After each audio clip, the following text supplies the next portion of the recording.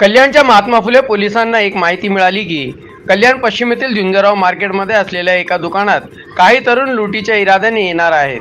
त्यांच्याकडे धारदार शस्त्रे आहेत। याची माहिती मिळताच पोलीस स्टेशनचे वरिष्ठ पोलीस निरीक्षक शैलेश साळवी यांनी पथक नेमले। शुक्रवारी पहाटे पोलिसांनी स्टेशन परिसरात सापळा रचून 4 तरुणांना ताब्यात घेतले। त्यांच्यासोबत असलेला एक तरुण संधीचा फायदा घेत पसार झाला। त्यांच्याकडून चाकू, हातोडा अशी हत्यारे मिळून आली। गोकुळ सोनवणे, उमेश सिंग, बुखन यादव, मुशेद खान अशी या चौघांची नावे आहेत। या चौघांपैकी गोकुळ आणि उमेशच्या विरोधात याआधी देखील चोरी आणि लुटीचे गुन्हे दाखल आहेत। हे 5 जण रात्रीच्या सुमारास रेल्वे स्थानकात जाणाऱ्यांना गाठतात, त्यांच्याकडून पैसे हिसकावून घेतात। अनेकदा असे होते की प्रवासी तक्रार करीत नाहीत, त्याचे हे लोक फायदा घेत होते। आता पोलिसांनी पुढील तपास सुरू केला आहे।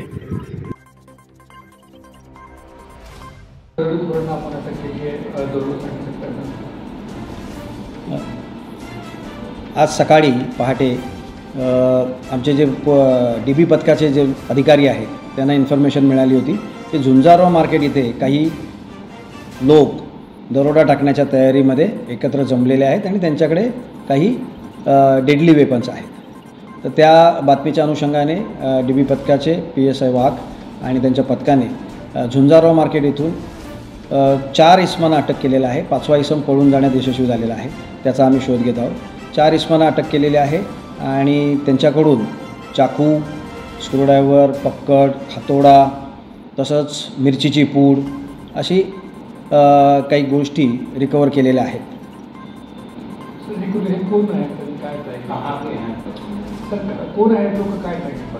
हे कल्याण परिसरात राहणारेच फिरस्ते आहेत आणि जे लोक ST स्टँडवरून किंवा रेल्वे स्टेशनवरून आपापल्या घरी जाण्यासाठी रस्त्याने चालत जात असतात, त्यांना रस्त्यात एकटं गाठून त्यांना लुटण्याचा यांचा इरादा असतो आणि अशा प्रकारे इन्फॉर्मेशन होती, त्याप्रमाणे त्यांच्यावर कारवाई केलेली आहे। सध्या ते आरोपी पोलीस कस्टडीत आहेत। मान्य न्यायालयासमोर त्यांना हजर करणार आहोत।